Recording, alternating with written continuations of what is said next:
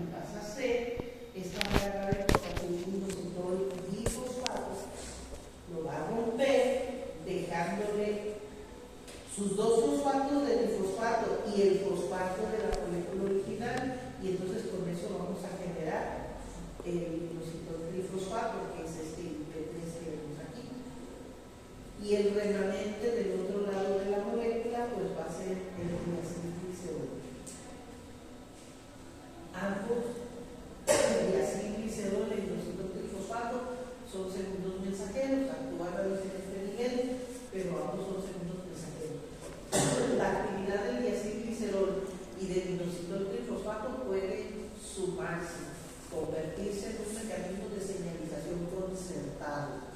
O el diacilglicerol puede decir: a mí me vale, yo me formé, pero no me necesitan, ve tú y haz tu chamba. Y entonces el inositol trifosfato solito viene a los túbulos del retículo endoplasmático liso, toca la puerta de estos canales de los túbulos del retículo liso, y entonces se abren esos canales. Y al abrirse empieza a desprenderse calcio del interior de lo que era la luz del retículo endoplasmático liso, y se elevan entonces los niveles de calcio del citoplasma. Esta es una forma de generar otro segundo mensajero. Repito, el diacilglicerol ya es un segundo mensajero, el inositol trifosfato ya es un segundo mensajero, y ahora estamos generando con la salida de calcio otro segundo mensajero, el tercer segundo mensajero de esta señalización, que es el calcio. Este calcio está saliendo de la luz del retículo liso, no se está fabricando. El calcio nosotros no lo fabricamos, es un metal que ya existe. Lo capturamos, lo almacenamos en el retículo y cuando nos pidan lo sacamos. Y aquí la petición está haciéndose por producto del fosfatidilinositol difosfato, que se rompe para generar el interpresato. ¿Es fosfatasa C? Fosfolipasa C. Fosfatasas eran las fosfoesterasas que rompían el ARN específico. Más precisamente le decimos fosfoesterasas, pero no dejan de ser fosfatasas, arrancan estos fosfatos. Entonces, ¿qué había en la membrana? Un fosfolípido que llamamos fosfatidilinositol difosfato. ¿En qué se rompe cuando se activa la fosfolipasa C? El diacilglicerol y el inositol trifosfato. Ambos son segundos mensajeros.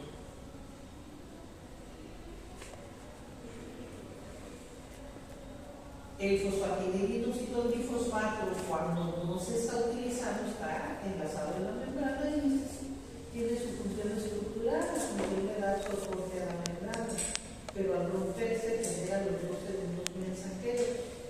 El inositol trifosfato también puede ser una fuente, pues cada molécula trae tres fosfatos, puede ser una fuente de fosfatos para la célula, para lo que se requiera.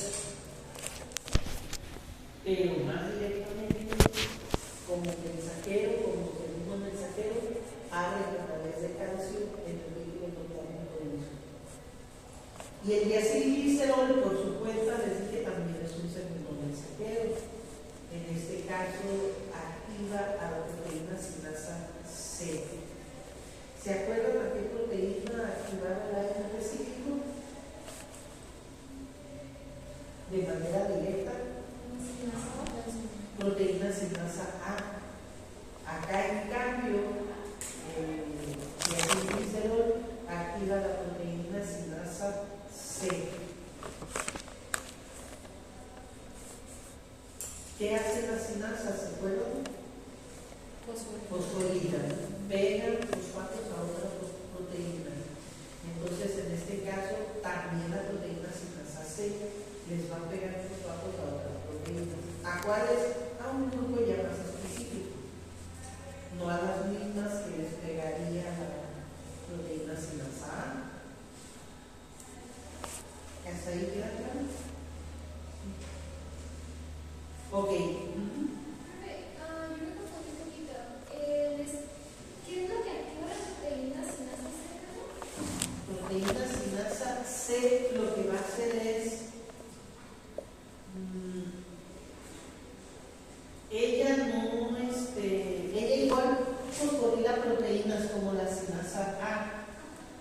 Nada más que ahora lo que vamos a tener es una fosforilación de proteínas diferentes.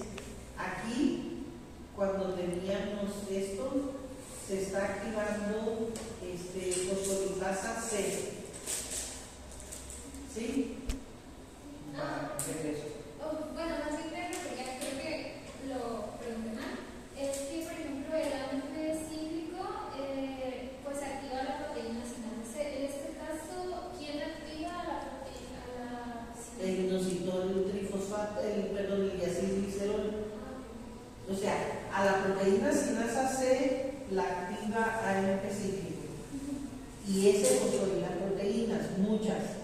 A la proteína sinasa C la activa el diacilglicerol, también fosforila proteínas, pero no las mismas. En este caso van a ser otro tipo de proteínas las que va a activar. Por ejemplo,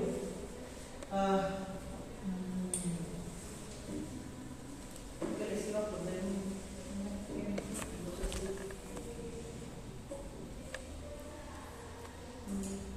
Creo que les hablé ya de ese.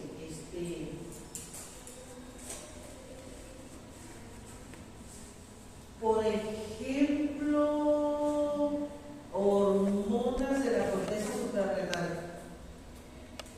Cuando necesitamos hormonas de la corteza suprarrenal,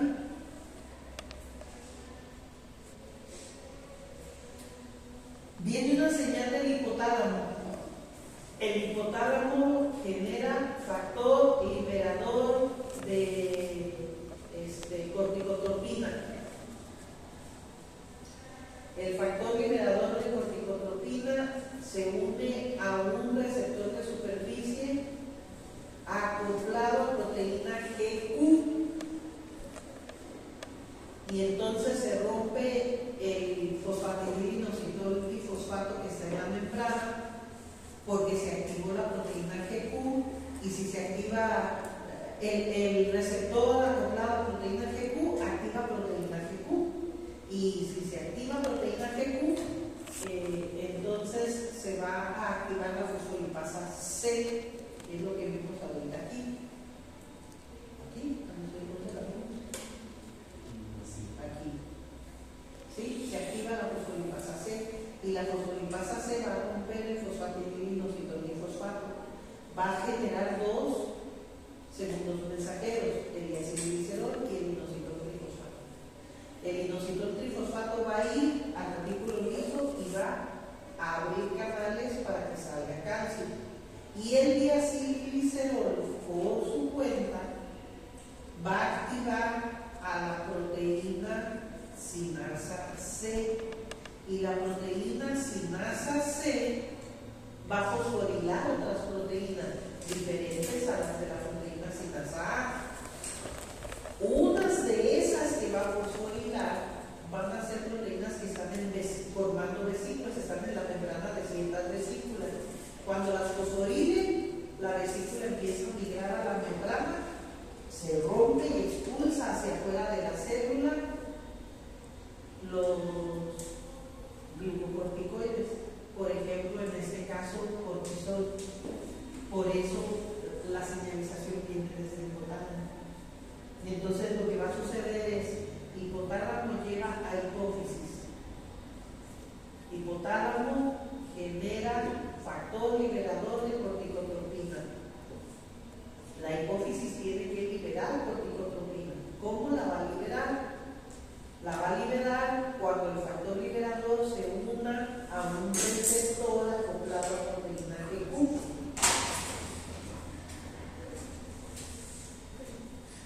Cuando el receptor acoplado a proteína GQ de las células de la hipófisis reciba al factor liberador de corticotropina, se activa la proteína GQ. Cuando se active la proteína GQ, se va a activar la fosfolipasa C. Cuando se active la fosfolipasa C, se va a romper el fosfatidilinositol trifosfato y se van a fabricar dos segundos mensajeros, diacilglicerol y fosfatidilinositol trifosfato. En este caso concreto, todo eso está sucediendo en el citoplasma de células de hipófisis. Y los dos, diacilglicerol e inositotrifosfato, por mecanismos de señalización diferentes, van a llegar al mismo lugar, van a provocar el mismo evento, que es liberar corticotropina. La hipófisis tiene la corticotropina en vesículas unida a proteínas. Mientras esté unida a proteínas no puede salir y no es activa. Entonces, cuando el inositotrifosfato se eleve, sale calcio del retículo endoplásmico por esa señalización de apertura de canales. Y esa elevación de calcio intracelular provoca que se prendan enzimas que sintetizan más corticotropina. Pero por otro lado, lo que va a hacer es también facilitar la migración de vesículas que trae la corticotropina bloqueada con enzimas, facilita la migración, que se acerquen a la membrana y sean expulsadas y liberadas de sus secuestradoras, que son proteínas. Entonces se libera corticotropina a la sangre. Pero por otro lado, el diacilglicerol, en este caso concreto, va a activar a la proteína sinasa C. Y la proteína sinasa C va a fosforilar proteínas que saben fabricar más corticotropina y la van a fabricar. Entonces, si había corticotropina de reserva, guardada, secuestrada por proteínas, el calcio las va a liberar. Pero como va a faltar más corticotropina, eso solo da tiempo a que se fabrique nueva. La nueva se va a fabricar por la activación que hace el diacilglicerol al prender enzimas fosforilas, enzimas que fosforilan, en este caso a través de la activación de la proteína sinasa C. Ella va a fosforilar a otras proteínas y esas fosforiladas fabrican corticotropina.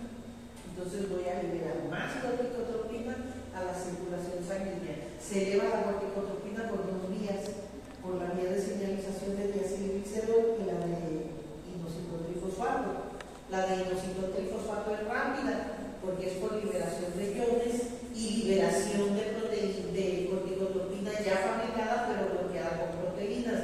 Nomás se suelta y la de diacilglicerol es larga porque implica activar procesos de biosíntesis de nueva corticotropina. Toda esa corticotropina va a ir a las glándulas suprarrenales a través de la sangre. Y en las glándulas suprarrenales la corticotropina directamente va a hacer que se libere cortisol. Que también en glándulas suprarrenales el cortisol está bloqueado con proteínas. Ya hay cortisol fabricado, porque cuando se ocupa, pues se ocupa en un tiempo relativamente corto, pues que se libere. Y por otro lado, que se sintetice nuevo. ¿Sí me entienden? ¿Y eso siempre se va a aplicar para esta vida? Sí. O sea, siempre se va a hacer como, se va a llegar al mismo resultado de los dos lados. Sí.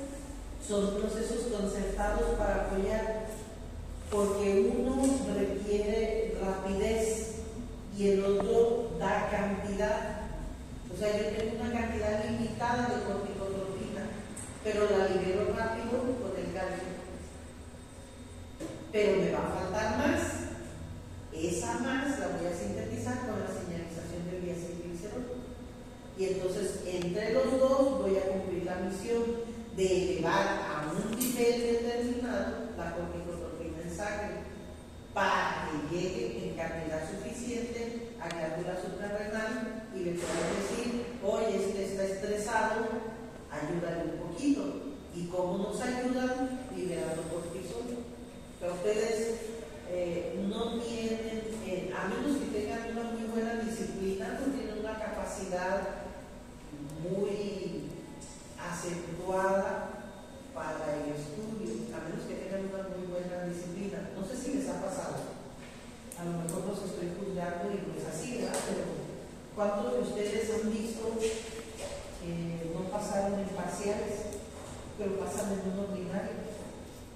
Y uno dice, eso no es lógico, en un ordinario es mucho más que estudiar. Claro, se pueden dar aberraciones, ¿no? Como que el maestro repita el examen, o como, oigan, ¿no ustedes esa bolsa? ¿O alguien la olvidó? ¿Está huerfanita? ¿Dónde? No la he visto. ¿Alguien lo olvidó, verdad? ¿Ustedes tenían clase aquí o no? No, o sea que es otro grupo. Le voy a decir a Miguel que se las guarde. ¿Cómo le tenía? ¿No ha visto a Miguel ahí? ¿Está prendido? ¿Está oscuro? Sí. No, entonces ya se fue. Bueno,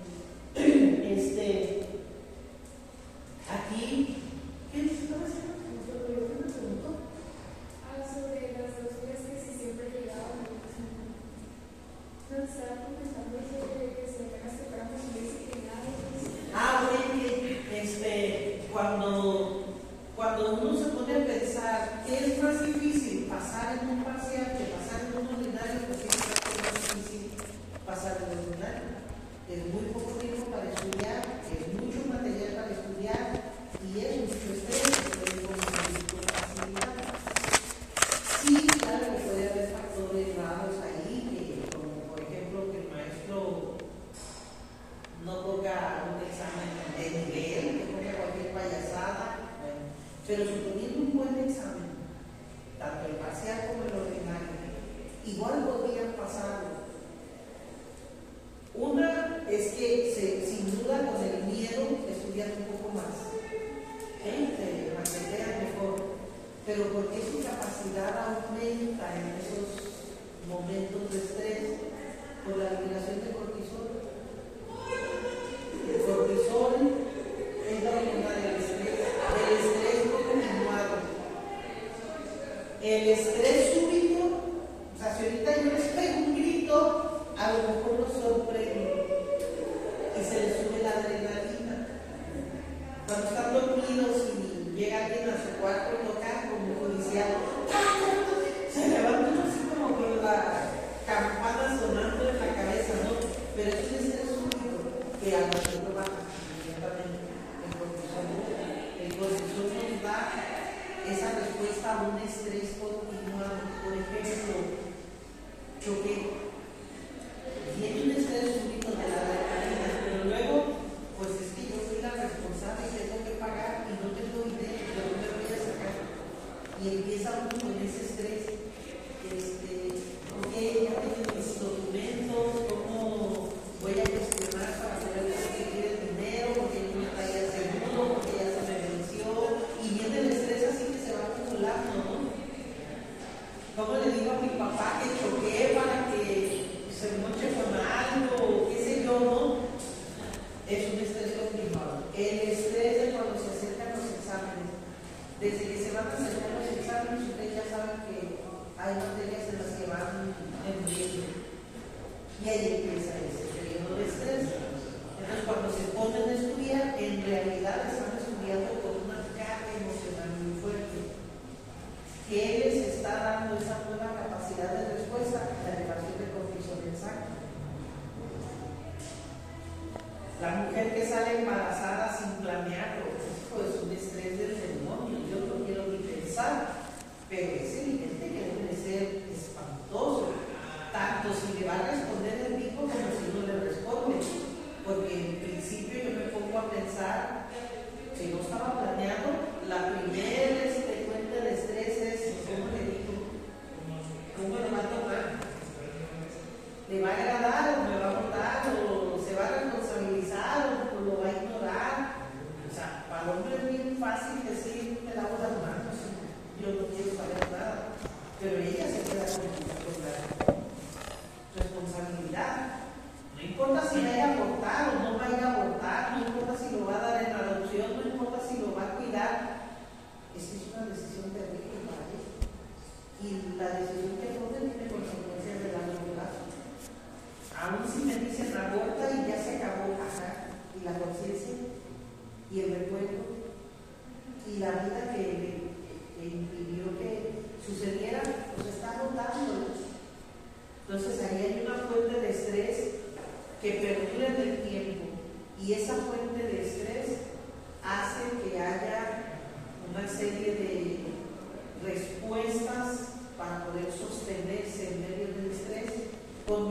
pasamos por la presencia de cortisol sanguíneo. No es el estrés de un susto, no es el estrés de una emoción. Me gané la lotería, se sube la adrenalina y uno feliz. Me caí de la cama. ¿Sí? O sea, eso es un estrés súbito, un estrés instantáneo. Pero el estrés continuado, el que es peligroso, el que me puede dar un ataque al corazón, el que me puede dar un derrame cerebral, ese estrés lo tenemos que manejar con otros nuevos recursos. ¿Quién provee esos recursos? El cortisol. Gastamos muchísima energía para sostener ese estrés. ¿Y quién nos permite mantener el aporte de energía? El cortisol. Por eso el cortisol controla el metabolismo de una manera parecida al glucagón. ¿Qué hace el glucagón? Trae los almacenes de glucógeno, desbarata el glucógeno y toma la energía que necesitas. ¿Cuándo? Cuando no has comido. Ocupas energía, sácala de ese almacén, saca el glucógeno, pártelo, conviértelo en ATP. Pero cuando estoy estresada, pues es que aunque esté comiendo es insuficiente. El nivel de estrés que tengo es muy grande y todas las células están gastando mucha energía entre que pienso, que hago planes de cómo pago, de cómo resuelvo el problema, de cómo estudio, de si voy a reprobar o no, no importa cuál es la fuente de ese estrés continuado, estoy gastando demasiada energía. Y esa energía tiene que salir de alguna fuente, y la fuente es tráete el glucógeno, o tráete tus proteínas, o tráete tus lípidos. No sé si lo han medido, pero inténtenlo en un semestre en el que no les fue tan bien al final del semestre. Pésense antes de que empiecen los ordinarios y pésense después de que presentaron los ordinarios. En mis tiempos yo bajaba hasta 7 kilos. Yo era muy preocupada, ¿no? Yo no podía estar en esa situación de voy a reprobar, no impensable que yo reprobara. Si yo reprobaba, me sacaban de la escuela. Por muchas razones. Porque mi padre me iba a mantener a alguien que correspondiera, número uno. Y porque aquí eran otros tiempos. Si uno reprobaba una materia, se iba rezagando. Pues ahorita ustedes pueden reprobar una materia y siguen con su semestre. Nomás están arrastrando esa y luego a ver qué trámites hacen, que si un intersemestral, que si una ayudantía, que si un, yo qué sé, y vuelven a nivelarse. Nosotros no. El que reprobaba una materia te quedas, ya no vas a salir del periodo que tú querías ni con el grupo que tú entraste. Entonces imagínense ese nivel de estrés de no me puedo dar el lujo de quedarme. Entonces sí, a mí me llegó a pasar que quería bajar 5 a 7 kilos tranquilamente cada semestre. ¿Por qué? Porque necesitan esa cantidad de energía para poder estudiar, para mejorar la capacidad de retención neuronal, para controlar el estrés mismo, porque preocupados y con ese estrés confunden todo en el examen. Tienen que desarrollar habilidades para el control mental de ese estrés, ¿no? Y eso se nos da la elevación del cortisol, y ese es un mecanismo de señalización con fosfatidilino, sindolifosfato y sus dos principales mensajeros, diacilglicerol y fosfato. Y es para más largo plazo, porque la liberación de hormonas esteroideas no se acaba de la noche a la mañana. La adrenalina, con una enzima la cortan y en un instante ya bajó. ¿Sí? ¿Cuántas veces les han pegado un susto? El corazón empieza y luego ya hombre, les sueltan un chiste y jajaja y se relajó. El cortisol no, ese dura, puede durar semanas, puede durar meses, puede durar años. Sí, eso es. O sea, la gente, por ejemplo, que no tiene un trabajo con un salario digno, pero tiene gente que mantener, pues imagínense el estrés, todos los días pensar que voy a llevar de comer. Puede durar años y ese se controla o se maneja a través del cortisol. Entonces, el cortisol, por eso le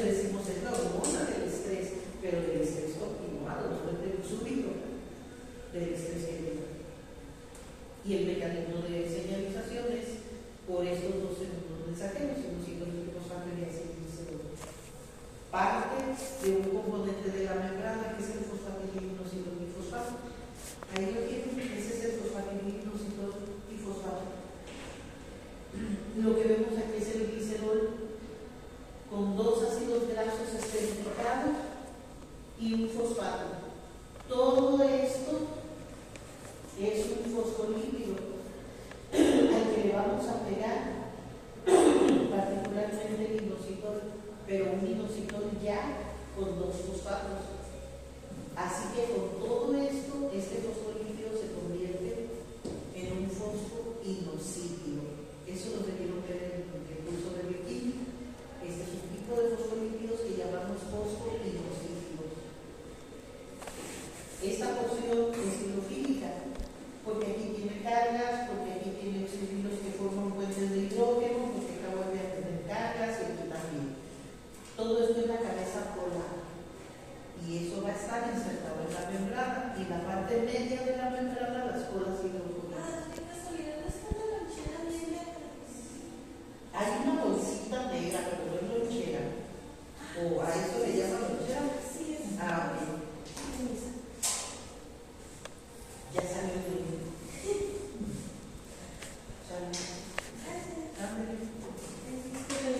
Cuando olviden algo, luego pregúntenles a las secretarias o docentes, porque a menudo si se olvidan los entregamos con ellos. Ok, gracias. Vale. Entonces, esta es la cabeza hidrofílica y esta la parte hidrofóbica. Cuando se activa fosfolipasa C, cada fosfolipasa rompe en diferentes sitios. La fosfolipasa C particularmente rompe aquí. Entonces, al romper aquí, otras van a romper acá, ¿no? Pero esa rompe aquí. Entonces voy a liberar el glicerol con sus 2 ácidos grasos. Por eso es diacilo, 2 ácidos grasos, diacilglicerol. Y me va a quedar separado el inositol con sus 2 fosfatos originales y un nuevo fosfato, el que se vino del ácido fosfatídico. El ácido fosfatídico es con este fosfato, este glicerol y los 2 ácidos grasos. Pero como desde aquí se rompió la molécula, pues me va a quedar el inositol y el fosfato. Y él es un segundo mensajero. Pero el diacilglicerol, que es desde aquí para arriba, es el otro segundo mensajero. Y los dos tienen que trabajar de manera concertada para un mismo fin, por diferentes rutas. ¿Sí quedó?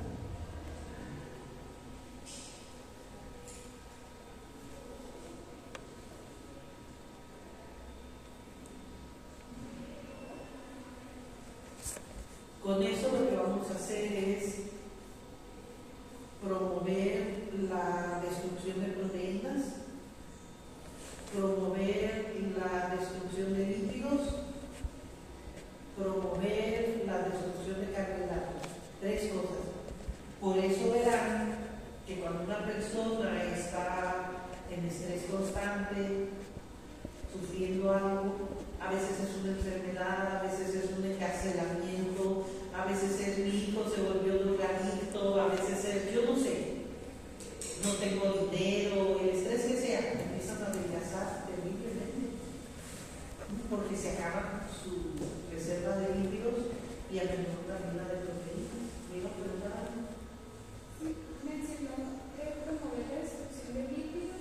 Lípidos, lipólisis, proteólisis y glucólisis. Y en este caso, glucogenólisis también, porque el glucógeno también se promueve su destrucción. Entonces, destruimos carbohidratos, lípidos y proteínas. En un proceso de cáncer, una persona enferma de cáncer, imagínense el estrés que padece. Una persona con cáncer, hoy la ven que no parece que lo tenga, la ven en un estrés y parece un esqueleto. Entonces los medicamentos que son para la concentración también son liberadores de corticotropina o eso sucede de manera inversa. No, ahí le van a los que son para concentración normalmente van a nivel de neurotransmisores, esos son para adrenalina. Entonces esos normalmente son para corto plazo, por eso si lo dejan de tomar inmediatamente se pierde el efecto. O sea, no es cierto que se van a quedar potenciando la memoria ni nada parecido. Por ejemplo, el glutamato, que es alguno de los que ayuda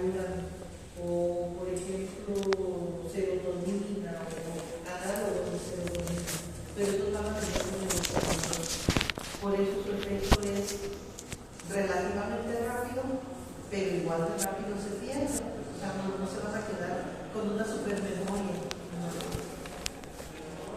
Y acá no, acá sí va a largo plazo, para mí no para va a largo plazo.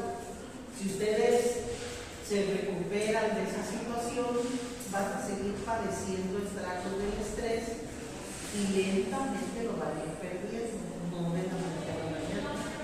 Porque la hormona que liberaron fue un esteroide, el cortisol es esteroide, eso no se elimina en 2x3. Igual que el colesterol. Me hice unos exámenes y resulté con colesterol elevado. No porque hay un de 3 días seguidos se me va a quitar. No, voy a durar 2 o 3 meses hasta que con la dieta poco a poco voy a cambiar el colesterol porque los esteroides no se eliminan rápidamente. Pues esto actualmente neurotransmisión. ¿Dudas? ¿No? ¿Así no?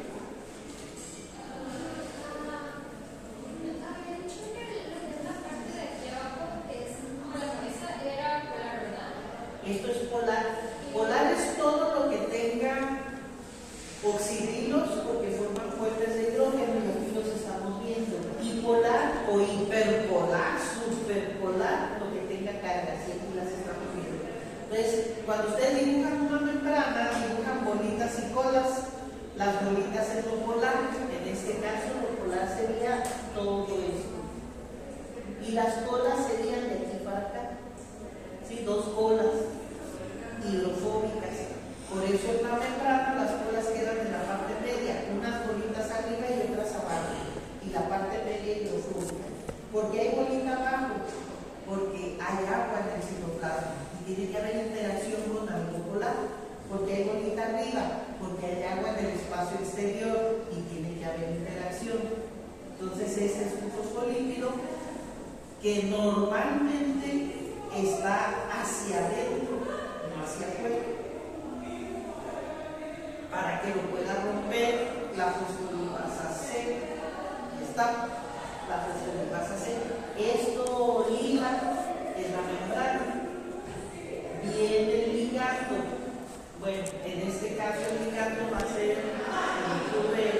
pudo ser la hormona liberadora de corticotropina que emitió por acá arriba el hipotálamo, y esta es la membrana de hipófisis.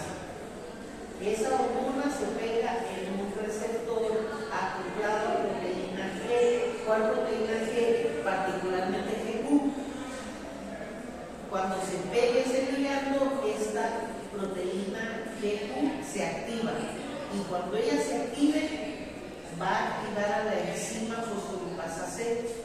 Y cuando se active la fosfolipasa C, aquí en la membrana está el fosfatidilfosfato bifosfato y lo va a romper a partir de aquí.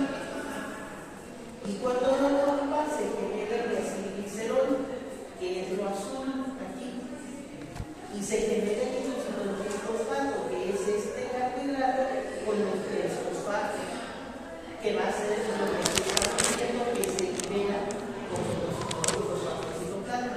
Ambos diacilglicerol e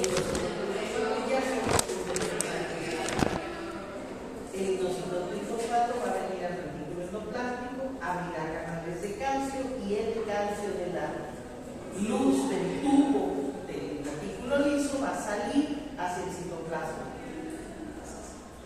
Por otro lado, el diacilglicerol va a activar a la proteína sinasa C, y la proteína sinasa C, que veríamos como PKC, la otra era PKA, va a fosforilar proteínas, solo que de naturaleza diferente, no son las mismas que va a fosforilar la proteína sinasa, son otras, pero es lo mismo. O sea, va a agarrar proteínas, va a agarrar fosfatos y las va a unir y va a generar proteínas fosforiladas. Tanto esas proteínas fosforiladas como la elevación de calcio en el citoplasma van a combinar una misma respuesta, una respuesta que tiene una misma finalidad. A lo mejor hacen cosas diferentes, tú haces esto, tú haces aquello, pero con lo que tú haces más lo que yo hago, generamos lo que nos piden. ¿Sí? Van a converger en una respuesta lógica, en una respuesta que tiende a resolver el mismo problema. ¿Dudas hasta ahí? ¿No? Es otra forma de verlo, pero es lo mismo. Se une ligando al receptor acoplado a proteína GQ. Ese receptor acoplado a proteína GQ lo que va a hacer es, gastando energía en forma de GTP, activar a la proteína GQ. Y al activar a la proteína, ya activada la proteína GQ, ella va a prender a la fosfolipasa C. Esta es la fosfolipasa C. Y estas ramitas quieren decir que ya se activó. Y cuando ella se activa, de la membrana va a agarrar el fosfatidil y fosfato y lo va a romper. Y aquí queda el hidróxido trifosfato. Pero por otro lado, se genera el diacilglicerol. El hidróxido trifosfato va a ir a los túbulos del retículo liso y les va a liberar el calcio, lo va a sacar al citoplasma. Y el diacilglicerol va a activar a proteínas varias, ¿no? La proteína sinasa C, por ejemplo. Y esa proteína sinasa C va a fosforilar otras que también se van a activar y que van a desencadenar reacciones metabólicas. Las reacciones metabólicas que desencadenen la fosforilación de proteínas por la proteína sinasa C van a ser en el mismo sentido de lo que desencadene la liberación de calcio acá. Y eso es que por la célula, al mismo la célula, cada célula tiene un metabolismo diferente. ¿Dudas hasta ese calcio?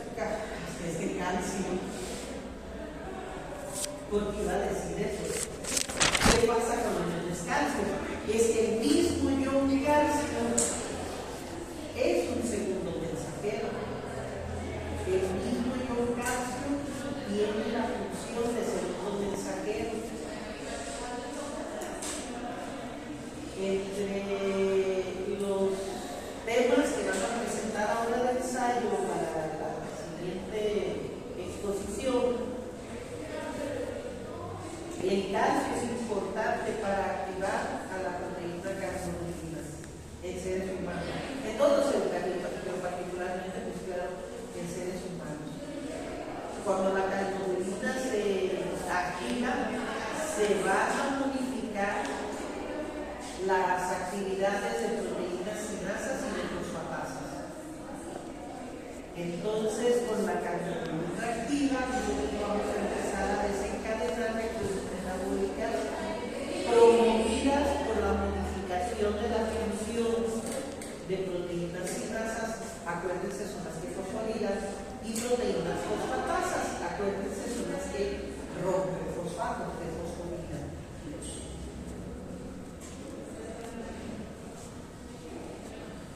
¿Cómo lo van a hacer? Aquí lo estamos viendo. O sea, vamos a ver, por ejemplo, que entre otras cosas, nosotros podemos elevar la cantidad de calcio sacándolo de la luz del retículo endoplasmático liso o metiéndolo del exterior, de fuera de la célula. Hay calcio afuera de la célula también. A menudo se abren canales de los dos tipos, solo que en sentidos diferentes. El de la membrana celular para que entre calcio y el del retículo liso para que salga calcio. En el citoplasma se eleva el calcio. Entonces aquí está, si el calcio entra al citoplasma, ya sea metiéndolo de fuera de la célula o sacándolo del retículo, ese se va a unir a proteínas, entre otras a la carnodulina. Cuando la carnodulina se una al calcio, la carnodulina empieza a alterar la actividad de enzimas. En este caso, fosfatasas y fosforilasas, como vimos ahorita. Pero el propio calcio no nomás se une a carnodulina, se une a otras proteínas. Acuérdense, en su bioquímica 1 debieron haber visto que había las llamadas metaloproteínas y muchas enzimas son metaloproteínas y solamente con su cofactor, con su metal, se activaban. Si no estaba el cofactor, no se activaban. Entonces ahí, ¿qué pasaría? Cuando el cofactor está presente, esas enzimas prenden su actividad, que serían estas que vemos aquí. Las proteínas que al unirse a calcio se activan.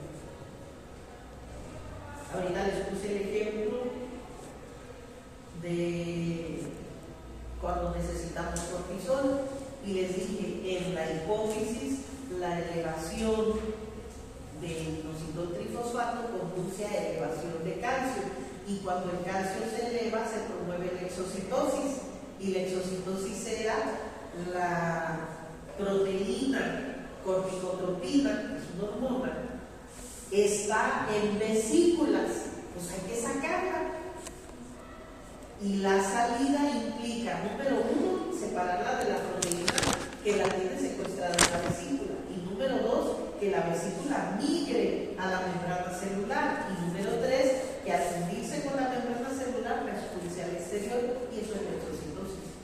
Y ya con eso mandamos corticotropina a todo el cuerpo por la circulación sanguínea. Pero no solo eso, dijimos, la vesícula tiene que moverse, ¿estamos de acuerdo? Para acercarse a la membrana celular. Y miren lo que estamos viendo aquí, que el calcio, unido a ciertas proteínas, también provoca movimiento. Y no nomás movimiento muscular, movimiento vesicular para acercarse y expulsar. Pues hay que mover la vesícula para acercarla a la membrana. Y ya que se acercó a la membrana, hay que romperla para promover la exocitosis, y todo eso lo está haciendo el calcio. Además de otras muchas cosas, como vemos acá, en el caso de la carnodulina, ¿no? Que va a afectar el signo. Dudas hasta esta partecita, ¿no? Las rutas suelen ser un poquito más complejas. Ahí les puse algo como muy fácil de seguir. En realidad estas rutas, después vamos a ver algunas verdaderamente complicadas, pero en términos generales, aquí tenemos una un poquito más pimienta que lo normal, pero no complicada. Es lo mismo. Aquí tengo un canal. Hay canales permanentemente abiertos. Hay canales activados por ligando y hay canales activados por voltaje.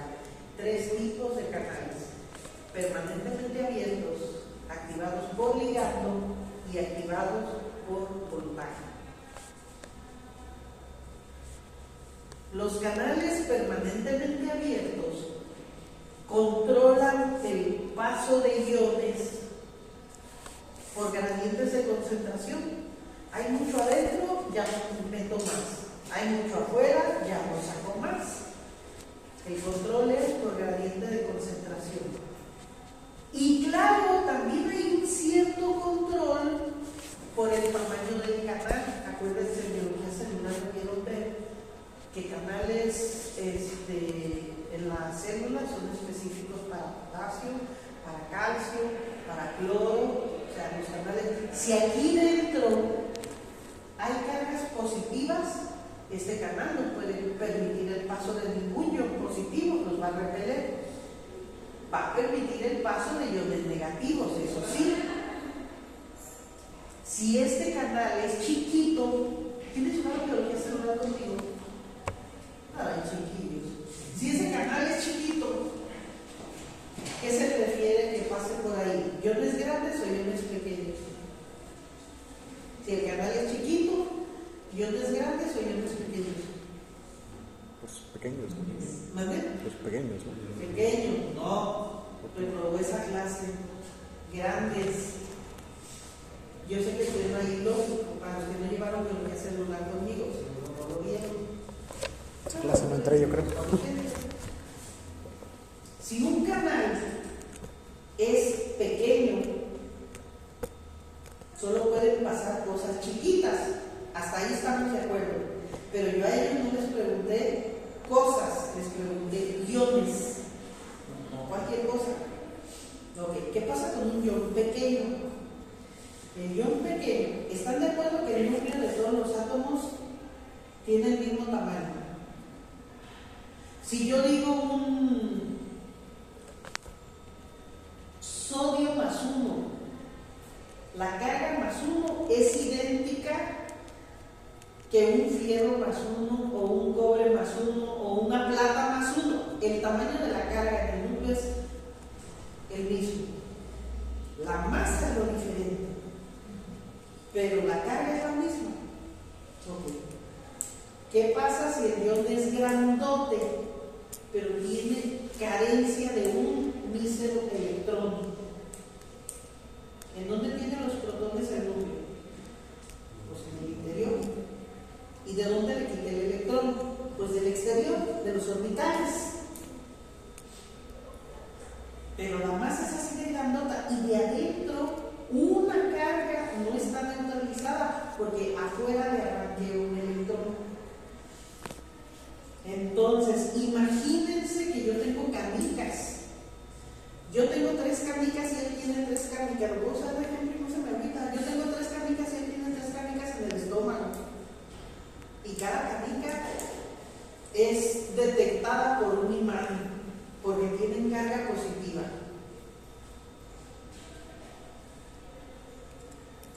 ¿Qué facilidad habrá de detectar la carga positiva de una de sus canicas o la mía? ¿Quién será más fácil de detectar? ¿La canica que está en su estómago o la que está en el mío? Los dos tenemos 3 canicas cargadas positivamente, las mismas 3, y yo acerco un imán a él y un imán a mí. ¿Qué imán detecta primero esa carga positiva? ¿El de él o el mío? ¿Por qué? ¿Por qué?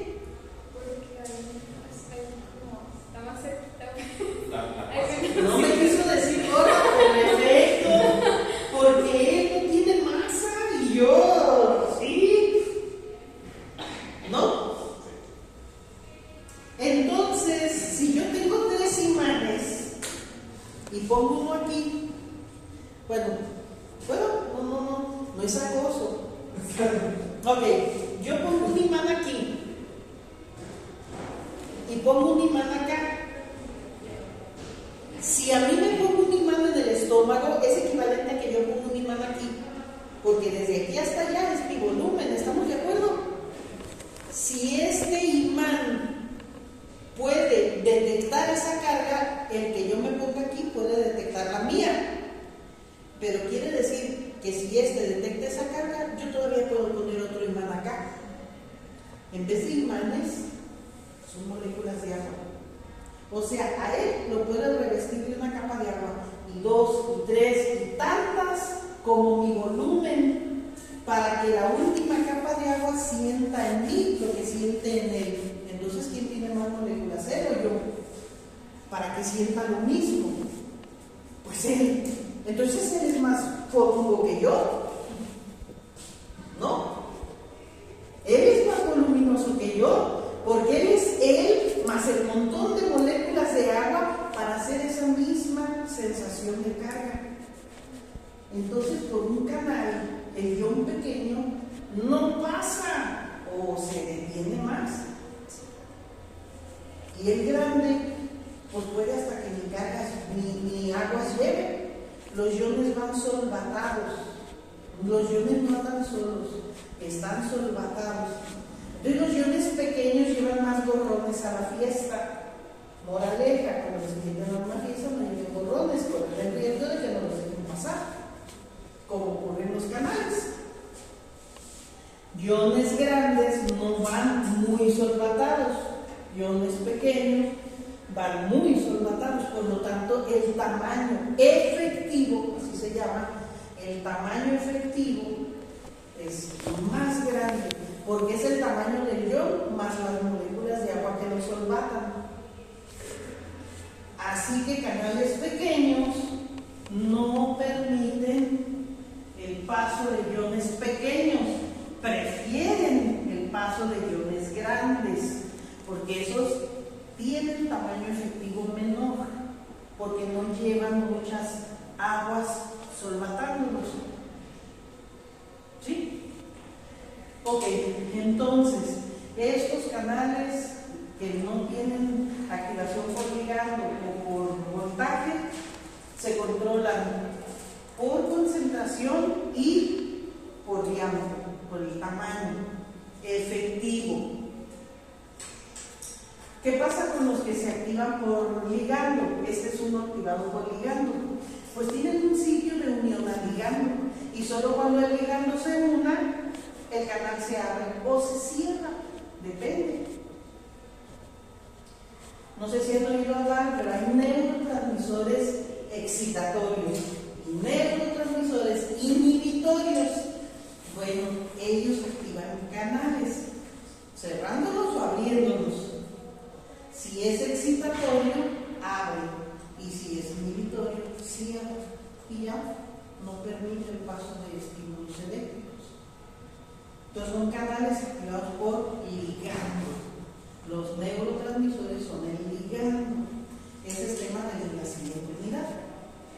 Luego están los canales activados por voltaje.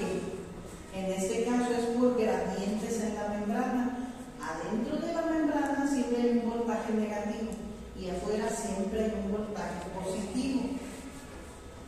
En una célula excitable, como la neurona o la célula muscular, esos voltajes se pueden invertir. Cuando hay un estímulo, pero esa inversión es en cuestión de milisegundos, no dura gran cosa, se vuelve a restablecer el voltaje. Esas diferencias de voltaje abren y cierran canales. ¿Cuáles? Los canales activados por voltaje.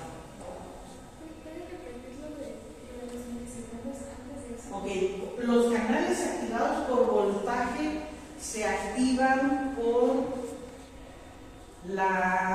el cambio en el potencial eléctrico de la membrana. Y ese cambio puede ser un aumento o disminución de voltaje, o puede ser una inversión de voltaje. Adentro siempre debe ser voltaje negativo y afuera voltaje positivo. Pero cuando hay un paso masivo de iones que puede darse por canales activados por ligando, esa inversión de voltaje a su vez va a activar canales activados por voltaje. ¿Y qué van a hacer ellos? Ellos detectan la inversión del voltaje y para restablecerlo van a sacar iones de carga contraria o van a meter iones de carga contraria. ¿Sí? Entonces, ¿qué va a pasar? Dependiendo de si yo, por ejemplo, imagínense que aquí se me quedó positivo. Adentro tiene que ser negativo, pero se me quedó positivo. Tengo dos formas de volverlo negativo. Meto cloros, carga negativa, o saco potasios, carga positiva. Se me quedó positivo porque metí mucho sodio. Aquí era negativo, al meter sodio positivo se me quedó positivo y eso no puede ser, me muero si queda así. Entonces, o saco potasio o meto cloro. Meto cargas negativas, restablezco. Saco cargas positivas, restablezco. Entonces estoy activando canales por voltaje, porque lo que detecté es esa inversión del voltaje, ese cambio en el voltaje. ¿Sí? Ok. Aquí estamos viendo un canal activado por ligando, o sea, hay una molécula mensajera, primer mensajero, que se unió al canal. Y entonces con eso el canal permite la entrada o la salida de algo, según sea el caso, ¿no? Entonces aquí están flujo de iones, por eso les dice, se mueven hacia adentro o hacia afuera, dependiendo qué tipo de canales. Hay canales para afuera, hay canales para adentro. En cualquier caso, se muevan hacia afuera o hacia adentro, aquí va a haber un cambio en la concentración de iones. Si se movieron hacia adentro, aumenta. Si se movieron hacia afuera, disminuye la concentración intracelular del ion. En cualquier caso, eso me da una señal eléctrica. Una señal eléctrica que genera que salgan o se metan, es lo que les dije hace un momentito. Un impulso eléctrico genera que se invierta el voltaje en la neurona. ¿Por qué? Porque el impulso eléctrico genera una entrada masiva de sodios. Y al entrar el sodio, la carga negativa del voltaje aquí se vuelve positiva. O sea, el impulso eléctrico aquí está abajo. La señal eléctrica generó la entrada ola masiva de sodios, o sea, aumentó la concentración de sodio adentro. Ya que aumentó la concentración de sodio adentro, es porque se metieron sodios. Aquí está movimiento de sodios hacia adentro y yo tengo que restablecer la carga negativa acá. Entonces, ahora voy a activar, esto fue activado por ligando, se pegó un neurotransmisor excitatorio. Ahora se va a activar un canal por voltaje, un canal que detecta que adentro es positivo y debiera ser negativo. Entonces activamos el de voltaje y salen potasios. Y con eso llegamos otra vez a ese gradiente eléctrico, negativo adentro, positivo afuera. Pero se me acaban los potasios porque ya los saqué. Entonces se activa la bomba de sodio y potasio. Metemos 3 potasios por cada 2 sodios que sacamos. Ahí estoy sacando los sodios que se metieron en la señalización. Y estoy metiendo los potasios que yo saqué para restablecer el voltaje. Para eso me está sirviendo esa bomba de sodio y potasio. Y se cumplió el objetivo de señalizar, que era que, pues que yo quitara la mano porque me estaba quemando. Y yo tenía que quitar la mano del fuego. Y eso sucedió aquí cuando entraron masivamente los sodios. ¿Me expliqué? En cualquier caso, este tipo de entrada o salida de sodios altera la concentración intracelular de segundos mensajeros, de acilglicerol, inositol trifosfato, AMP cíclico, GMP cíclico y el mismo calcio, porque el calcio no solo es un ion cualquiera. Aquí coincidentemente el calcio, a diferencia de todos los otros iones, además es segundo mensajero. Él quiere decir algo como señal. El calcio tiene esa función adicional. Entonces, estos canales van a alterar la concentración de segundos mensajeros en el interior. Estos segundos mensajeros en el interior, tarde o temprano, impactan en la concentración de calcio, porque el calcio es un segundo mensajero. No nada más es un ion cualquiera, es un segundo mensajero. Y el calcio controla el comportamiento de organelos como el citoplasmico liso. Esa es una. Pero igual el calcio controla el comportamiento de proteínas sinasas. ¿Sí? Con el calcio nosotros alteramos también la actividad de proteínas sinasas y con otros segundos mensajeros que se acoplan a la respuesta de calcio, como es el diacilglicerol y el inositol trifosfato. Ellos se acoplan a la respuesta de calcio. Con eso se activan proteínas sinasas, aquí particularmente proteína sinasa C. Y se cambia el comportamiento de las fosfatasas.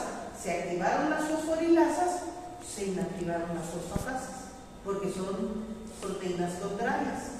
Unas pegan fosfato, otras lo quitan. Si activo las que lo pegan, inactivo las que lo quitan y viceversa. Y eso es lo que vamos a tener aquí. No sé si hasta aquí está claro, ¿ok? Los segundos mensajeros. Bueno, hay otro tipo de segundos mensajeros que se pueden generar cuando la activación es en un receptor de membrana de tipo tirosina sinasa o serina sinasa. ¿Se acuerdan de esos? Okay. En este caso, lo que vamos a tener es este receptor va a activar a proteínas susceptibles de fosforilase, la tirosina sinasa o la serina tirosina sinasa. Tienen sitios con serinas o con tirosinas, según sea el caso, y los oxidilos de estos se pueden fosforilar. Y si ellos se fosforilan, ahí se generan fosforilaciones de otras proteínas que tienen nombres muy raros, la mayoría de las veces siglas y números. Y estos son los receptores. Aquí está el receptor y este es el sitio de la parte intracelular de la proteína, que es rico en tirosinas o en serinas y trioninas. Si son serinas y trioninas, se llaman deserina trioninas sinasas. Y si son tirosinas, lo que abundan, tirosinas sinasas. Pero resulta que este propio receptor no se puede fosforilar sus propios oxidrilos, sean de tirosina, serina o treonina. Y lo mismo este. Entonces, cuando vienen los ligandos a cada uno de ellos, lo que propician es una atracción entre estos dos y se acercan. Y al acercarse, quedan lo suficientemente cerca como para que la enzima que representa este dominio fosforile a este, y la que representa este dominio fosforile a esto, porque al unirse el ligando, las enzimas de aquí se activan. Y entonces vienen una serie de fosforilaciones de yo a ti, tú a mí, yo a ti, tú a mí, hasta que quedemos plenamente fosforilados. Y cuando quedan fosforiladas, empieza la activación en cascada de otras muchas proteínas. Entonces, aquí también vamos a tener receptores que al revés, en vez de proteína sinasa, activen proteína fosfatasa, como tirosina fosfatasa o serina treonina fosfatasa, los que les quitan los fosfatos. Y si yo les quito los fosfatos, es como venir hacia atrás. Quitarle los fosfatos implica defosforilar. Y estos fosfatos de aquí desaparecerán, y al desaparecer, aquí no ha pasado nada, ya no se activa nada. ¿Sí? ¿Queda hasta ahí? Entonces, lo que les estaba diciendo en este momento, si el receptor encuentra su ligando, se atrae a otro igual y empieza este a fosforilar a este y este a fosforilar a este, porque se prende la enzima que está pegada ahí y que es fosforilante, en este caso la proteína YAG. Hay más de una, este es un ejemplo. Una vez que ya están los dominios fosforilados, esos dominios ya están activos para activar otras proteínas. Aquí estamos viendo que con estos dominios activados se activa una proteína que se llama STAT. Por eso hay un mecanismo de señalización que le llamamos mecanismo JAK-STAT. JAK-STAT, porque primero se prendió la JAK, aquí no está prendida. Fue el primer dominio que al acercarse fue la primera que se fosforiló. Fosforilada ella ya puede fosforilar a este. Fosforilada ella ya puede fosforilar a este. Fosforilado este ya puede fosforilarse este, y así sucesivamente. Estos mecanismos de JAK-STAT a menudo están implicados en modificaciones transcripcionales. O sea, ellos deciden si se genera RNA mensajero o no. Y si se genera RNA mensajero, hay síntesis de proteína. Entonces, a menudo están implicados en procesos de crecimiento, de división celular, afectan la mitosis. Por esas razones son tan estudiados en cáncer, porque en la medida que estos mecanismos se prenden, prolifera la célula. Y células que proliferan sin control generan cáncer. Entonces, aquí está el núcleo de esa regulación, de ese control de la señalización por moléculas JAK-STAT. Entonces, la proliferación normalmente está controlada por mecanismos JAK-STAT. ¿Sí queda claro hasta aquí? Otro tipo de ejemplos que usa el JAK-STAT es el sistema inmune. El sistema inmune tiene en esas proteínas dominios con cisteína, y la cisteína tiene grupos tiol. Los grupos tiol son los SH, y esos grupos tiol también se pueden fosforilar. Y entonces esa fosforilación activa antígenos para la respuesta inmune. Entra un microorganismo que nosotros ya habíamos reconocido, habíamos enseñado a nuestros linfocitos a reconocer, pero desapareció y nuestros linfocitos están tranquilos. Cuando vuelve a entrar ese, lo que hace es desencadenar esto. O sea, el microorganismo se vuelve un ligando que prende los receptores de nuestro linfocito, que estaba sensibilizado para reconocerlo. Y entonces aquí empieza el reconocimiento. A menudo se generan citocinas en ciertos tipos de linfocitos que ya reconocieron a su antígeno, y las citocinas se convierten en un primer mensajero. Que cuando entra un linfocito, cuando entra un agente infeccioso en el linfocito que lo reconoce, se prende la síntesis de esas citocinas. Y esas citocinas, ¿qué hacen? Activan macrófagos, y esos macrófagos van a destruir a ese agente.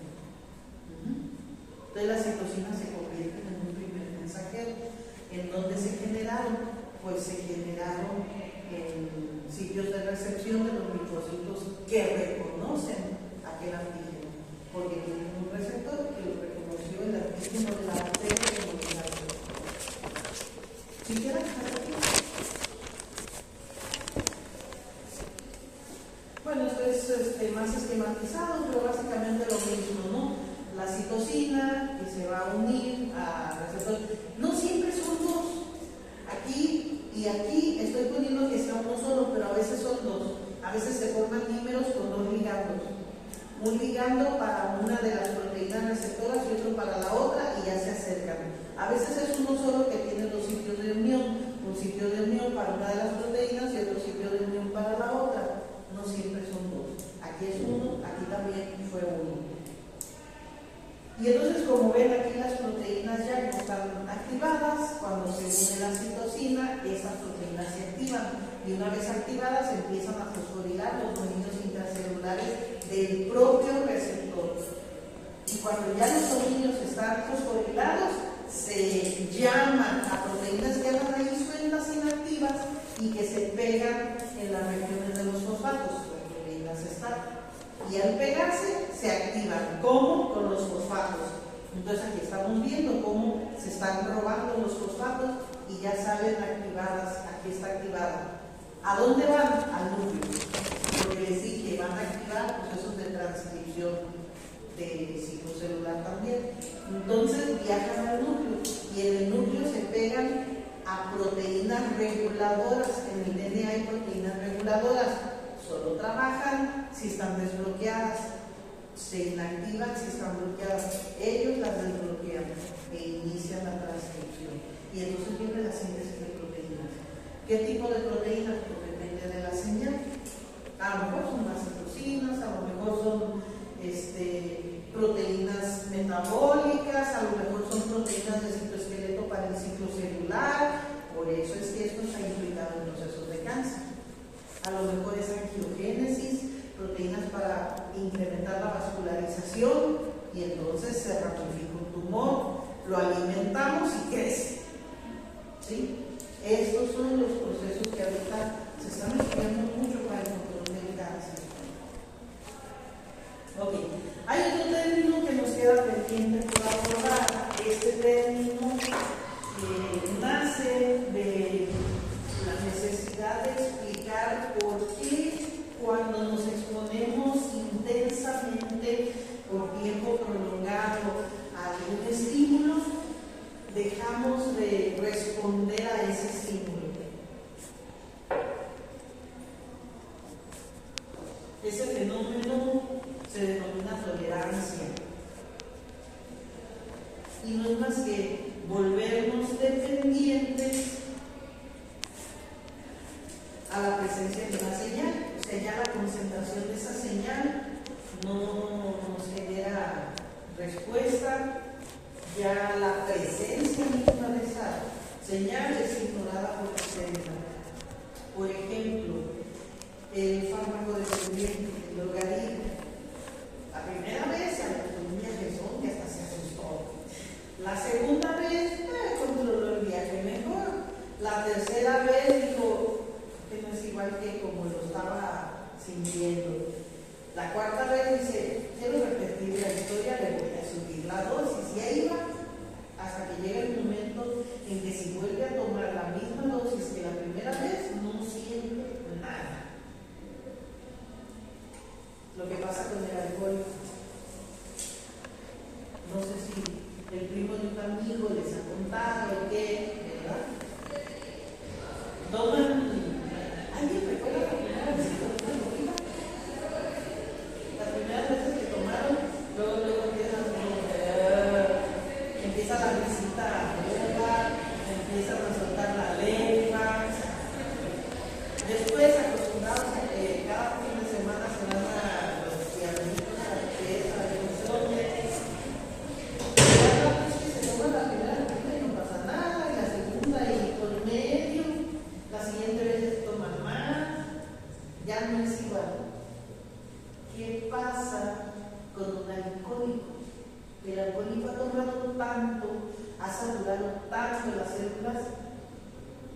que si ustedes ven hay como una campana de Gauss.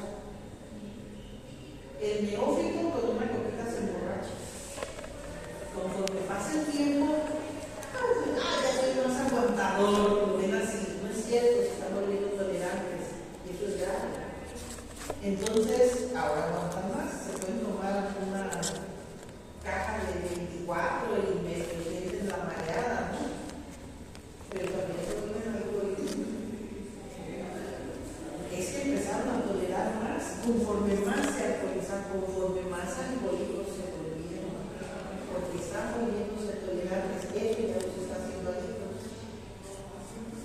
Ya había una cerveza no tiene chiste, porque a veces provoca ni euforia, ni alegría, ni borrachera, nada, o sea, una cerveza nada, tiene que tomarse el six completo para decir, sí, ya se emocionaron, ya le agarré sabor. ¿Qué pasa cuando el nivel de alcoholismo supera el umbral de la cúspide? Ahora vienen de bajada. El alcohólico que pasó ese nivel sigue siendo alcohólico, pero ahora entró en la bajada. Cada vez con menos se emborracha. ¿Por qué? Porque ya tiene menos receptores. Porque su organismo ha botado receptores. ¿Para qué quiero si se atraganta? O sea, yo no necesito invertir en sintetizar receptores para el alcohol, si es lo que abunda todos los días. ¿Sí me explico? Y entonces llegamos a encontrar alcohólicos que casi con el perfume se emborrachan. Y sienten esa necesidad porque, a lo mejor se están alcoholizando, pero no les provoca la euforia que les provocaba. Y entonces tienen necesidad de satisfacerlo con algo más fuerte. Si al principio era alcohólico de cerveza, pues ahora soy alcohólico de licor.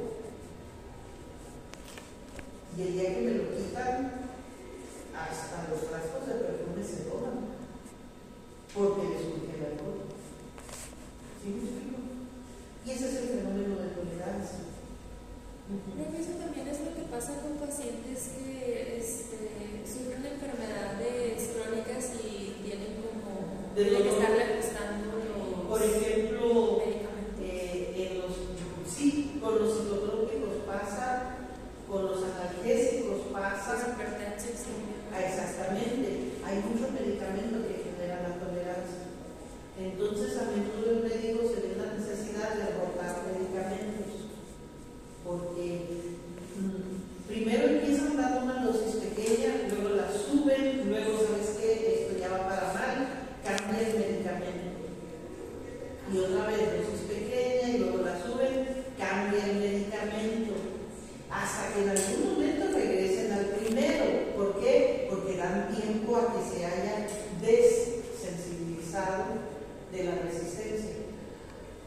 Pero eso es bien común. Un paciente con cáncer le están dando un inhibidor del dolor, pero llegado el momento se vuelve resistente y entonces quiere más dosis o la quiere más frecuente o las dos cosas y ya no le surge efecto.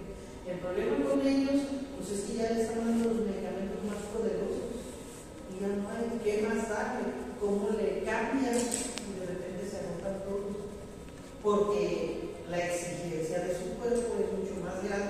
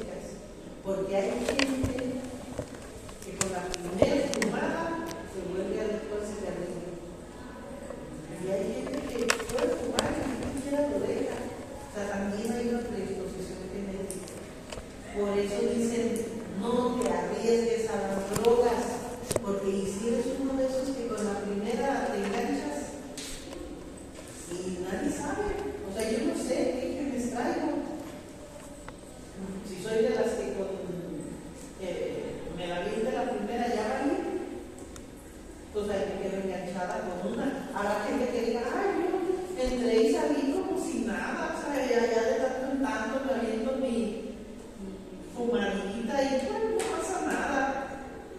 Pues sí, pero hay gente que sí. Aquí me le quiero hacer.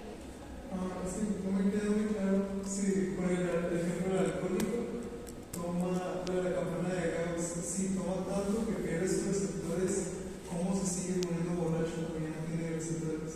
No es que no tenga receptores, no son receptores para sentirse borrachos, son receptores para la euforia que provocan, receptores para los neurotransmisores que se elevan con el consumo de alcohol. Entonces yo me vuelvo tolerante a los receptores de esos neurotransmisores. Entonces necesito ya no una copa, sino 2, 3, 20 de alcohol para generar la misma cantidad de neurotransmisores de la euforia que me hagan sentir bien, porque los poquitos ya no me hacen sentir bien porque tengo poquitos receptores para ellos. Los receptores que tengo se desensibilizaron, son receptores o dañados o poco funcionales. Entonces, aunque haya esa misma cantidad de neurotransmisores, ya no señalizan, como cuando ustedes tapan y destapan una botella de vino. Al final el tapón de corcho se desgasta, ¿sí? Y entonces la siguiente vez que la tapan y la inclinan, pues a lo mejor ya hasta se gotea. O sea, ya es bien cuando la entrada. No más que aquí lo que se daña, imaginen que es la botella, la de corcho, el tapón no. Entonces, el corcho es el que se deforma, ¿no? Estamos acostumbrados a pensar que el tapón es el de corcho, ¿no? Imaginen que la botella es la de corcho, el receptor es el de corcho, y de tanto meterle y sacarle, es el receptor el que se deforma. Pues aunque haya muchos neurotransmisores, ya no señalizan el receptor porque está deformado. Entonces, entre más alcohol tomo, más cantidad de neurotransmisores necesito para sentir el mismo nivel de euforia, porque yo me desensibilicé de esos receptores que reconocían neurotransmisores que me provocaban el nivel de satisfacción deseado. ¿Sí? ¿Sí? No es al alcohol propiamente, es al metabolismo que el alcohol genera para fabricar esos receptores. Y esos receptores son los que me hacen sentir bien, no el alcohol. O sea, ese alcohol a ver si se siente bien, no. Pero el alcohol adentro nos induce la fabricación o la expulsión de neurotransmisores, y a esos es a los que me voy a desensibilizar. No más el alcohólico, no. Pongan, es el mismo caso, el adicto a la adrenalina. Al inicio, a lo mejor su adicción lo lleva a, no sé, salir y caminar por el bordo de aquí. Ya se emociona, ¿no? Al rato eso no tiene chiste. Tendrá que subirse a caminar por el bordo de arriba del techo. Al rato eso no tiene chiste. Tendrá que lanzarse de un bungee de un puente de quién sabe cuántos decenas de metros. Al rato eso tampoco tiene chiste. Y se va a tener que lanzar de una avioneta o de un helicóptero a una montaña a hacer no sé, ¿cómo le llaman? Ice landing, el snowboard o yo qué sé, ¿no? Al rato tampoco eso tiene chiste, y a lo mejor es paracaidismo lo que busca, o vaya, ya sabes, o sea, tiene que ir subiendo.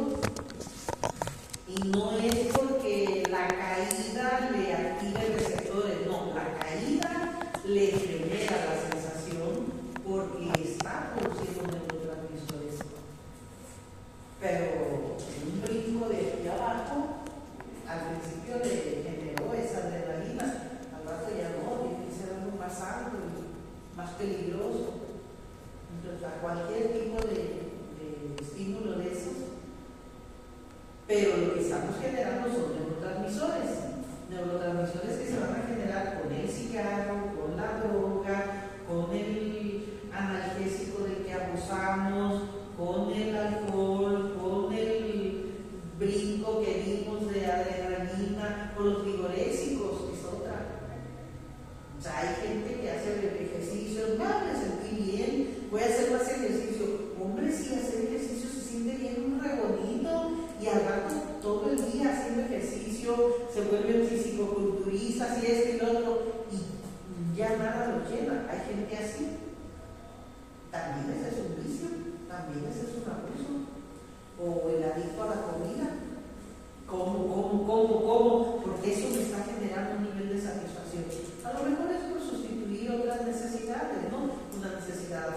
depresiva, un problema laboral, un estrés, no sé, pero el hecho de comer está generando los neurotransmisores que le dan el nivel de satisfacción.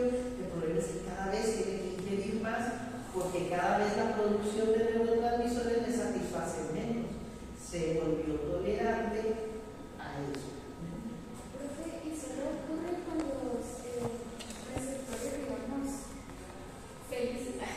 O también ocurre, por ejemplo, con algunos receptores para el estrés o para el miedo? Con todo.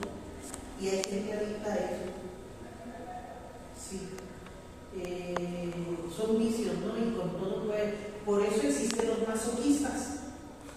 O sea, hay gente que disfruta con el masoquismo, disfruta con que lo maltrate, disfruta con que, o por lo menos está en su zona de confort. O sea, por algo son las frases, ¿no? Si no me pega, no me quiere.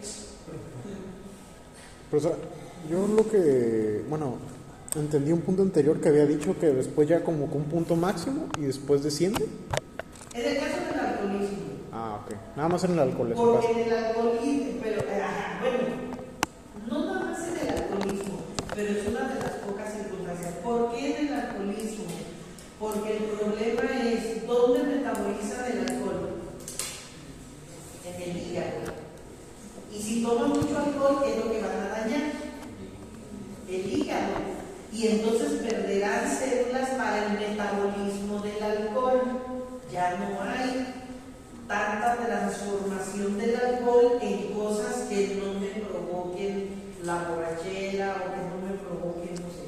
Entre más metabolice, menos borracho me pongo. ¿Estamos de acuerdo? O sea, yo tomo un mililitro de alcohol, pero mi hígado rápido trabaja y lo destruye. Yo no me emborraché, pero yo me tomé un litro de alcohol en media hora. El hígado no se da abasto, se me sube el alcohol en la sangre, me provoca la liberación de neurotransmisores y yo tardo en llegar a un nivel donde la borrachera ya no se sienta, porque el hígado no se da abasto a perder ese alcohol. ¿Por qué se emborracha más rápido un hombre que una mujer? Digo, una mujer que un hombre. Porque el metabolismo del hombre es más rápido. Porque tiene un hígadote más grande. Porque tiene un metabolismo más acelerado que la mujer en general. Habrá excepciones, sí las hay, pero en términos generales el hombre tolera mayor cantidad de alcohol que la mujer. Eso está demostrado, ¿no? Con mucho menos. Claro, suponiendo que ninguno de los dos es alcohólico, los dos es por primera vez que se toman su copita. El hombre lo bota más rápido que la mujer. Si yo lo comparo con una mujer alcohólica, pues no, porque la mujer ha desarrollado, o el individuo alcohólico cualquiera, ha desarrollado mecanismos para acelerar el metabolismo, porque el cuerpo quiere deshacerse de un tóxico y desarrolla estrategias para fortalecer las rutas de destrucción de aquel tóxico. Acuérdense, en biología celular lo debieron ver. ¿Qué organelo se encarga de la desintoxicación?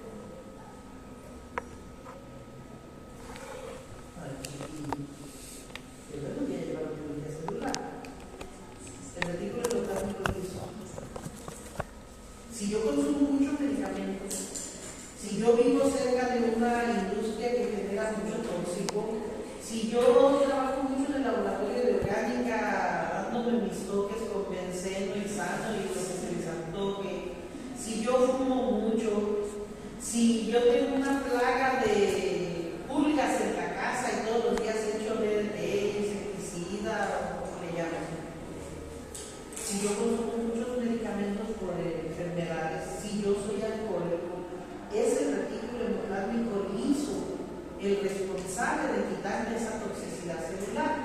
Entonces la célula, cuanto más la exponga, más retículo liso produce, pero todo tiene un límite. Cuando deje de exponerme a ese tóxico, la célula tira, desecha, recicla, desbarata retículo liso, porque ya no lo ocupa. Entonces, pero tiene un límite. Entonces, si yo me seguí exponiendo, cada vez hay más retículo liso, cada vez aumenta el metabolismo y por lo tanto cada vez me desintoxico más rápido o tolero más concentración sin que me afecte, porque el metabolismo se aceleró, porque ahora hay más retículo liso, por lo tanto más enzimas para destruir ese tóxico. Entonces un alcohólico, conforme va avanzando en el alcoholismo, genera más retículo liso en sus hepatocitos, completamente, no en todas las células, pero los hepatocitos porque son los que son expertos en destruir el alcohol. Pero llegaba el momento, llegaban a saturarse, y en esa saturación ya no pueden destruir más. Y si ya no pueden destruir más, me emborracho más rápido, porque ahí va la caída de la campana de Gauss, porque ahora me entra el alcohol y ya no lo destruyo. ¿Por qué? Pues porque ya llegué a mi tope. ¿Sí? Lo más que podía producir del retículo liso ya no produce. Y luego, ¿qué sucede? Cirrosis. Y en la cirrosis, muerte celular. Y si hay muerte celular, adiós retículo liso, porque ya no tengo hepatocitos con qué responder. Y entonces viene la caída de la resistencia o tolerancia al alcohol, porque ahora ya no metabolizo. ¿Por qué? Pues porque ya no tengo hepatocitos. Los que tengo están muriendo de cirrosis. Y entonces yo me vuelvo cada vez más susceptible a emborracharme, porque mi litro de alcohol que entra se queda en la sangre. Ya no lo metabolizo, ya no lo retiro del cuerpo, porque ya no hay células con su respectivo retículo liso para poderlo metabolizar y yo lo intoxico rápidamente. Pero a la vez ya no me produce la misma euforia, porque ya se desensibilizaron las neuronas a los neurotransmisores que me daban felicidad con el alcohol. Entonces, me emborracho rápido y ni siquiera lo disfruto. Y viene eso. Por eso muchos alcohólicos acaban suicidándose. De mil formas, ¿no? A lo mejor no conscientemente, pero ya no comen, ya no conviven con la familia, mueren de depresión, vienen daños cardíacos.